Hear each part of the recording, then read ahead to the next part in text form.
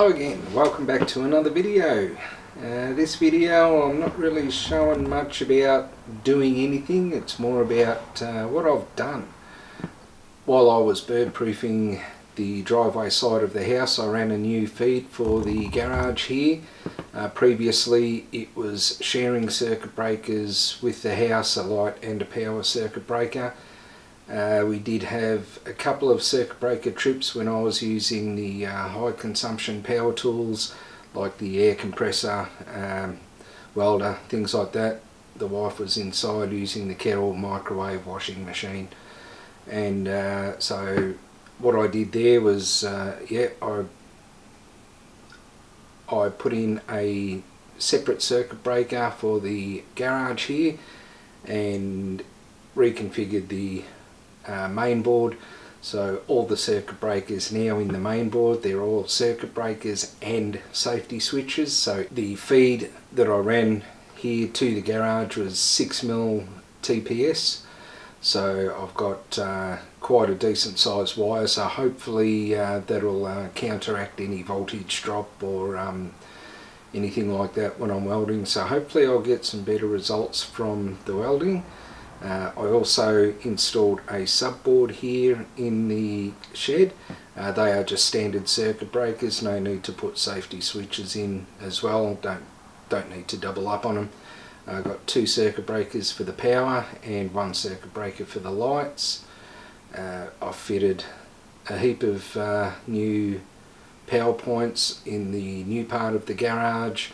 I've updated the existing power points in the existing or the old garage, so I shouldn't have any problems in regards to finding a close enough power point. I've still got to install 2 of the lights, 2 fluoros here. I'll be installing them in the old garage, and I've still got to install my air compressor, which I will place in the little storage shed because it can get a bit noisy. I've got a air receiver tank as well to hopefully give me around about 300 litres worth of air. Quite good for when you're using air tools or spray painting. But that will be that'll happen in a little while because the little storage shed is quite packed to the rafters at the moment with stuff. The wife and I have made the executive decision to actually start scaling down a lot of stuff, throwing out stuff that we don't need. One of those executive decisions was to sell the Patrol, because basically I've got too many things on the go. I've got the F100 here, I'm working on the garage, trying to get all that set up, trying to renovate the house. I work full time, I'm a shift worker, so I can be gone up to 12-13 hours a day. I work 5-6 days a week sometimes, so my days off, there's usually a long list of things to do and only a small amount of time to do them in. So unfortunately the GQ Patrol has to go, but after discussions with the wife, in 2 or 3 years time, I'll upgrade my D-Max and I will get a newer model, and it will be a 4-wheel drive version this time rather than just a standard rear-wheel drive. I've got most of my tools in place, and as you can see I've got the F100 in the garage. I had to bring the F100 into the garage because I did have it sitting on the front lawn, and it got a bit of interest by people driving by, and mostly blokes. They come to the front door and then ask if it was for sale. Either myself or the missus would say no, it's not for sale, and we've had a couple of late afternoon, early evening callers that didn't actually knock at the door, but they were having a good look around the F100, so I figured it'd be safer to get it out of the eye of the public and have it nice and secure here in the garage. I'll tell you what I'm doing with that in a little bit, but first I'll show you around the garage and workshop area, and I'll show you what I've done. Righto, we'll start off in the new part of the garage.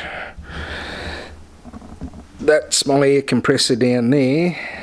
That's only there to get it out of the way. I have a bar roller here, which I've got to fix a mounting plate. That's what that plate in the floor is for bar roller. I will also mount that thing there onto the floor, and I will be mounting a tube bender on top of that as well. I've just thrown in a set of shelves here just to give me a bit more storage space. My parts washer over there, it's all plugged in, it's right to go. Huge roll of paper towel on the wall there. I have my battery charger for all my cordless tools, and PowerPoint over there. Over this side I've set up my belt sander or my belt grinder. It's all bolted down to the floor. It's a variable frequency drive, so I can adjust the speed of it, and it works like this.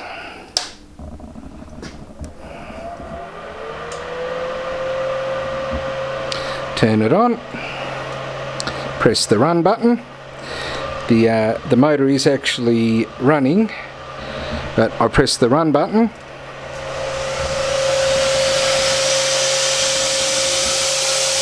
and she spins up.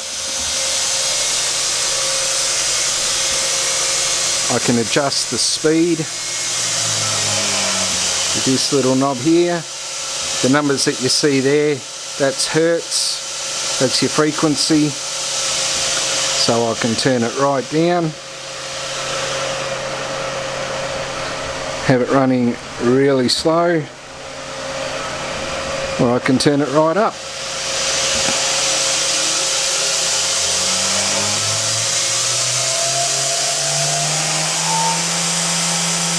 And have it running at the full 50 hertz.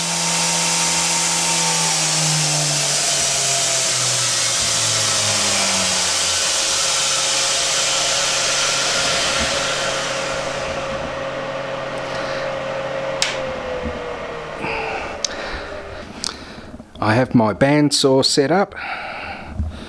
It's actually labelled a wood bandsaw, but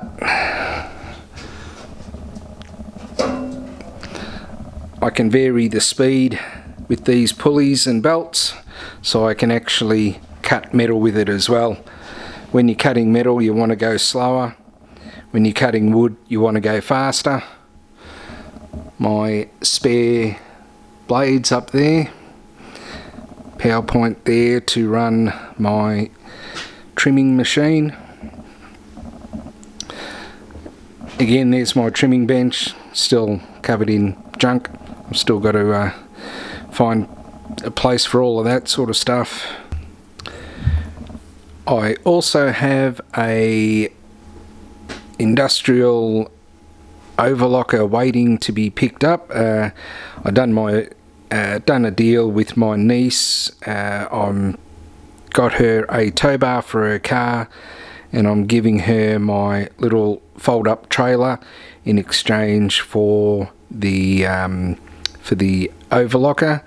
The only thing is, at the moment, she's in a COVID hotspot, so I can't actually go and see her and go fit the tow bar and give her the trailer or anything like that. But once the restrictions lift a little bit, I can actually go and do that, and I'll have the overlocker at the other end of the bench, so that'd probably end up having to move up a bit, move up the bench, or maybe even remake the bench so I can actually fit both the sewing machine and the overlocker and still have room to do my trimming. My workshop heater. drawers, the obligatory beer fridge, well stocked, my tool cabinets, a couple of cupboards here for paints, things like that, paints, lubricants, oils, just for whatever. I made this a while ago. This is 2 bench saws on a rotating base. I pull a pin from the top of it in the middle, and I can turn this around to use either the bench grinder with the 2 stones or the other bench grinder with the wire wheel and the buffer. Now that I've got the belt grinder up and running, I probably don't actually need this bench grinder side. Probably would use the buffer and the wire wheel more often, so I might dismantle that and just keep the buffer and the wire wheel side, and don't know what I'll do with the bench grinder side. Maybe sell it, put it in storage, I don't know. My air receiver tank for the air compressor, all that will be going on the other side of this wall here, which is into the small storage shed. But as I said, at the moment, got a lot of junk on the other side of that wall, so I'll have to clear a space for that first before I put that in. I've also got my workshop press. It's all set up, all bolted down. I'll just have to run an air line to that because it's hydraulic as well as pneumatic. I have my pedestal drill set up. It's all bolted down as well. Over here, before I got my belt grinder, I was using this sander, and I must say it doesn't have, it's not very strong, so it's quite easy to stop it when you're trying to sand or grind something down, so not too sure whether I'll keep that or not. Over this side I've got my wood lathe. I haven't actually set it up yet, but I've got it in place. I've just got to bolt the stands down. The blue stands were originally from my lathe, but because I made up the new stand, I didn't need them. I was going to get rid of them. I thought, oh no, I could put the wood lathe on it. I got my table saw set up. I've used that a couple of times already. I do have it on wheels, which doesn't make it very stable, but it makes it easy to move around, so still not too sure what I'm going to do with that, whether remake the base and put some better wheels on it, stronger legs, so it's a bit more stable when I'm actually using it. All the other stuff, yeah, you've seen all of that. Now over to the old shed. There's the new subboard for the shed. 3 circuit breakers. So if I trip anything, I don't have to go all the way out to the front of the house. I just reset the circuit breakers there.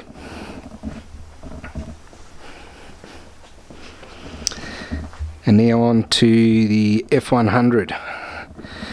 When I bought this, the bloke I bought it off, I arranged the F100 to be transported. I used a transport company under a recommendation from someone else, and unfortunately these blokes were cowboys. They didn't really take much care. What actually happened when they picked up the F100, they didn't close the bonnet properly, and as they were driving along, the bonnet has flown up, bent the hinges. That should not be bent. That should not be bent. You can see it there on both hinges, both arms. quite severely bent, and the mounting brackets where it actually bolts onto the bonnet, that should be nice and straight, not as crooked as a dog's back leg. But the F100, I've managed to get some second-hand hinges, but they're really not much better than what I had, so I'll probably end up getting some new ones.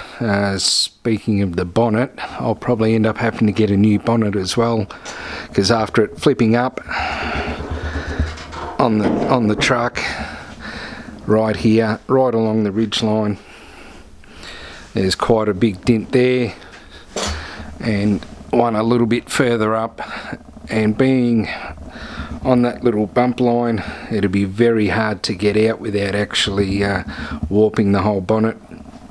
Plus, we've got a fair bit of rust on the front of the bonnet. You lift up the bonnet and there is a heap of rust under there as well, so I'd say this this bonnet's pretty much had it. The 6-cylinder that's in it at the moment, it's a 6-cylinder with a 4-speed manual gearbox. That will be going. What is going to be put in there in its place is, I think you might have seen this one before.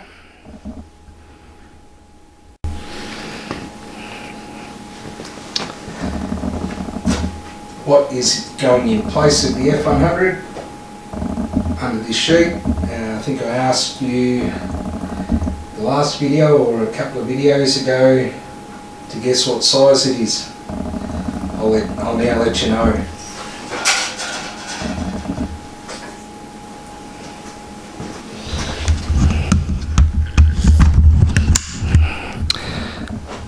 What we've got here is a reconditioned 460 big block. So this should supply plenty of grunt. And I think it'll get the F100 moving along nice and easy. And to bolt onto the back of that is a reconditioned C6 Auto. I picked them up from a bloke who knows a bloke who knows a bloke, and they were originally supposed to go into an XA coupe, but the original bloke that reconditioned the motor and the transmission, where he had it in storage, had to get rid of it. He was in the army, so had nowhere to put it, so he just sold it. The bloke that I bought it off the first bloke, who again was going to put it in an XB sedan, and then he's decided no, he's just going to go back to factory spec and put in the 302 with a C6 Auto behind that.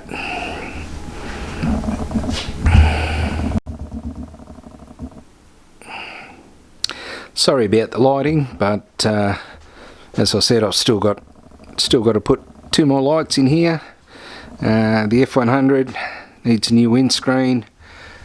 It's getting a bit rusty. That was also another reason why I brought it into the shed, because I didn't want it to rust out any further. The body on it's actually quite decent, so there's not a lot of rust I've actually got to repair on the front end or the cab. But the tub is a different story. It certainly has seen better days. It's got quite a few dings in it. Rust wise, it's actually not as bad as some I've seen, but it's still pretty bad. The tailgate is not an original F100, it's an aftermarket one. It's got quite a twist in it as well, so I will be replacing that. But what I'll initially do is I'll be taking off the tub. I'll make a flat tray for it and keep the 6-cylinder in it, and get it roadworthy and registered on club plates, and then I'll work on putting the 460 and the auto in it, and at the same time hopefully saving this rear tub and putting that back on, because that is the original tub for this ute.